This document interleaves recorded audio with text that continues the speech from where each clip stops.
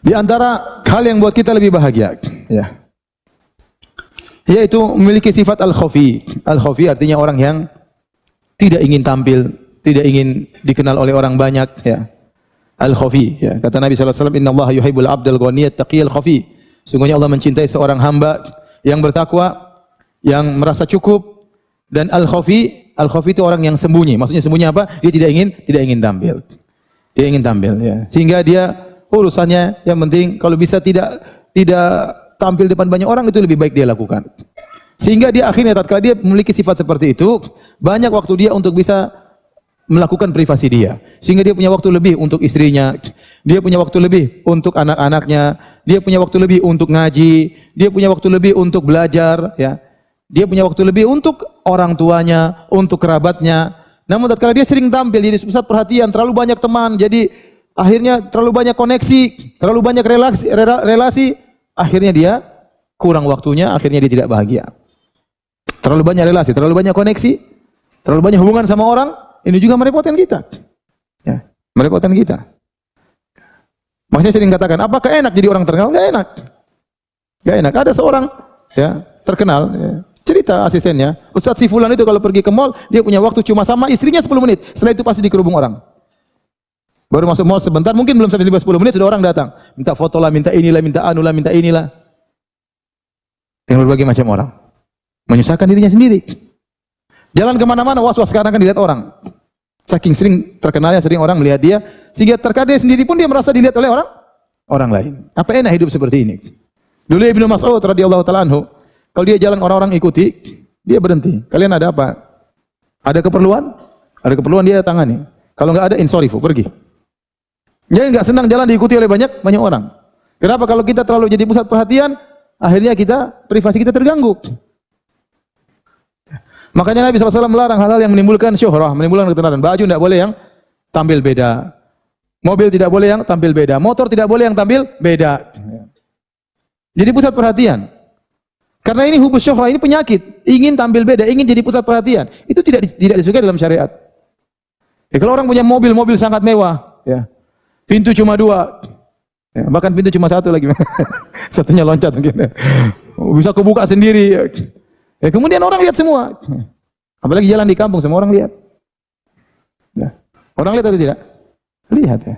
Tidak usah mobil seperti itu, mobil yang bisa kebuka ke atasnya saja. Ente di kampung semua orang lihat atau tidak?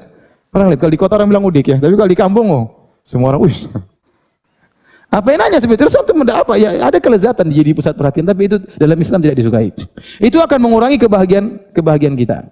Karena kita akhirnya mulai mencari pujian manusia. Mulai hati kita yang tadinya untuk Allah kita sisihkan sebagiannya untuk manusia. Mulailah kita sibuk mencari komentar manusia. Mulailah privasi kita semakin berkurang. Mulailah waktu kita terhadap istri semakin berkurang. Maka agar antum bisa lebih berbahagia, jadilah hamba yang al-khafi. Yang tidak selalu suka tampil. Bikin pengajian pun tidak harus dia yang tampil.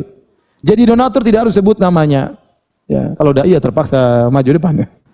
Kalau saya tidak tampil terus gimana? Siapa yang ceramah?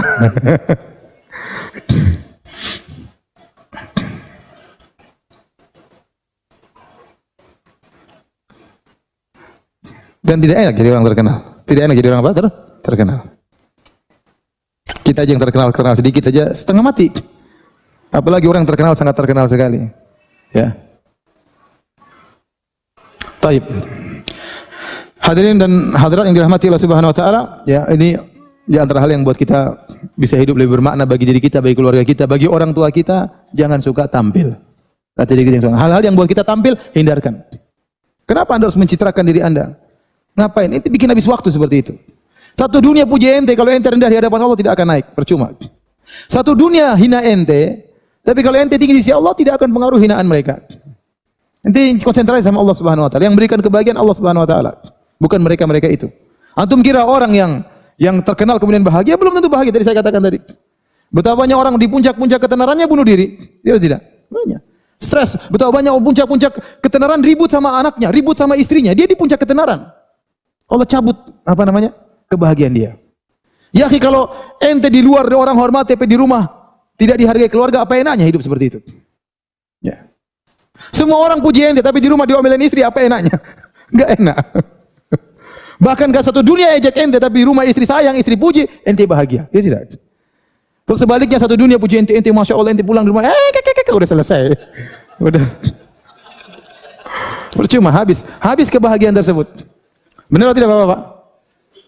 Betul ya. Makanya tatkala Anda akhirnya ingin tenar, waktu Anda habis, tidak sempat untuk ngurus anak istri, begitulah akibatnya.